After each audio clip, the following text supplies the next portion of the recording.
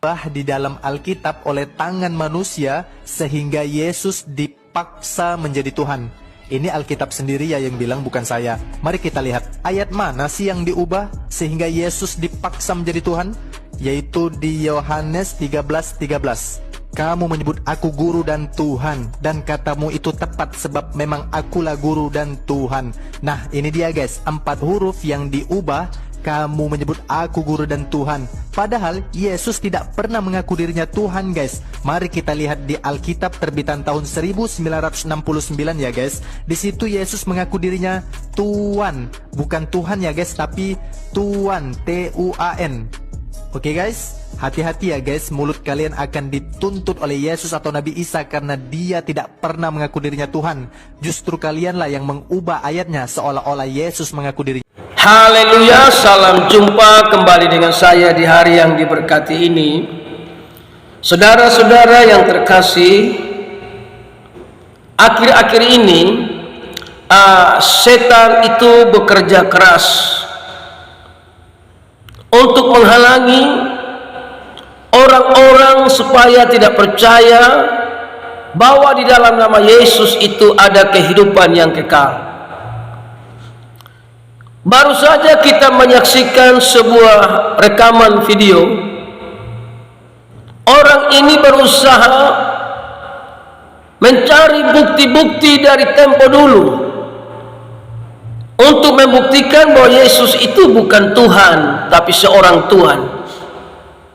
Saudara yang terkasih, apapun yang saudara ngomong, sehebat apapun yang Anda berusaha menjelaskan bahwa Yesus bukan Tuhan, silakan.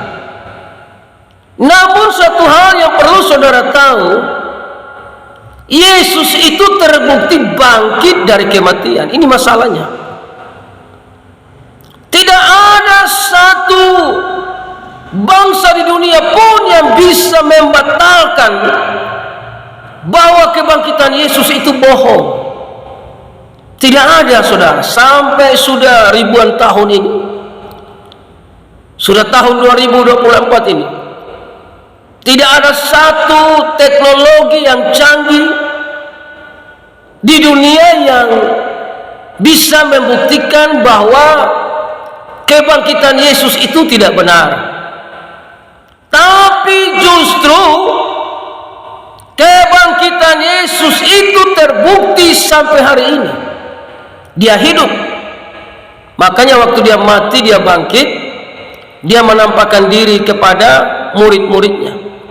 Saudara yang terkasih, dalam Yohanes 20 dia menampakkan diri, dan di ayat 30 dalam Yohanes 20 firman Tuhan berkata, memang masih banyak tanda lain yang dibuat Yesus di depan mata murid-muridnya yang tidak tercatat dalam kitab ini. Tetapi semua yang tercantum di sini telah dicatat supaya kamu percaya bahwa Yesuslah Mesias, Anak Allah, dan supaya kamu oleh imanmu memperoleh hidup di dalam namanya. Jadi masuk surga itu perlu iman, baru akal. Oh iya, saya ini orang berdosa, saya perlu pengampunan dosa di dalam Yesus. Tapi kalau saudara mulai dari akal baru beriman, ya saudara tidak akan pernah percaya bahwa Yesus itu juru selamat. Dan saudara pikir saudara bisa masuk surga tanpa juru selamat. Oh maaf, tidak bisa. Karena surga itu bukan milik orang beragama. Surga itu yang punya Tuhan Yesus. Jadi saudara mesti beriman kepada Yesus supaya bisa beroleh hidup yang kekal. Jadi harus lewat Yesus pintunya. Makanya saudara, kami percaya Yesus sebagai Tuhan, bukan kami paksakan dia sebagai Tuhan. Memang dia adalah Tuhan. Karena terbukti dia mati dan dia bangkit. Dia naik ke surga di ayat 9 dalam Kisah 1. Sesudah ia mengatakan demikian, terangkatlah ia disaksikan oleh mereka, dan awan menutupnya dari pandangan mereka. Kisah 3:61a, Yesus itu tinggal di surga.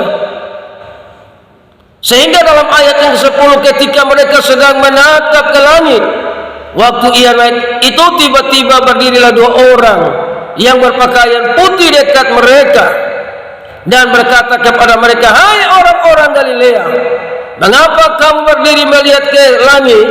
Yesus ini yang terangkat ke surga meninggalkan kamu akan datang kembali dengan cara yang sama seperti kamu melihat dia naik ke surga." Jadi ini kita tunggu saja, yang bukti yang berikut ini dia akan datang, kita tunggu. Tidak ada nabi hebat yang dikatakan datang kembali, tidak ada. Nabi Musa kah, nabi-nabi hebat yang orang-orang kagumkan kah? Tidak ada.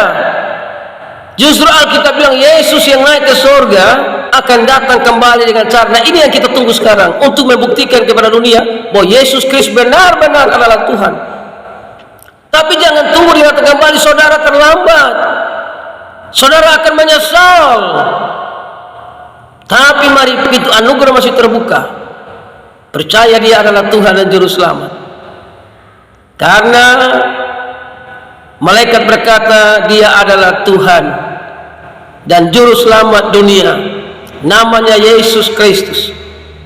Jadi saudara mau menyangkal dia silakan, saudara tidak mau percaya dia sebagai Tuhan silakan. Tapi ingat, hanya di dalam Yesus jalan menuju kepada kehidupan yang kekal. Tuhan memberikan hukum Taurat kepada Musa untuk bangsa Israel, bukan kepada bangsa-bangsa lain. Tapi karya keselamatan dimulai dari Israel. Yesus Kristus lahir di Yerusalem, di Bethlehem. Kenapa dia lahir di tengah-tengah bangsa Israel? Karena di tengah-tengah bangsa Israel ada hukum Taurat. Kenapa dia tidak lahir di bangsa-bangsa lain? Karena di bangsa-bangsa selain Israel itu tidak ada hukum Taurat, semuanya bangsa kafir. Tapi Yesus harus lahir di tengah-tengah bangsa Israel di mana hukum Taurat diturunkan. Dan dari situlah kasih karunia tersebar ke seluruh dunia. Jadi orang-orang yang tidak percaya Yesus, maka mereka tidak bisa menerima anugerah keselamatan. Silakan saudara boleh membohongi dunia bahwa Yesus bukan Tuhan, tapi terbukti dia adalah Tuhan untuk selama-lamanya. Haleluya, salam kemenangan iman.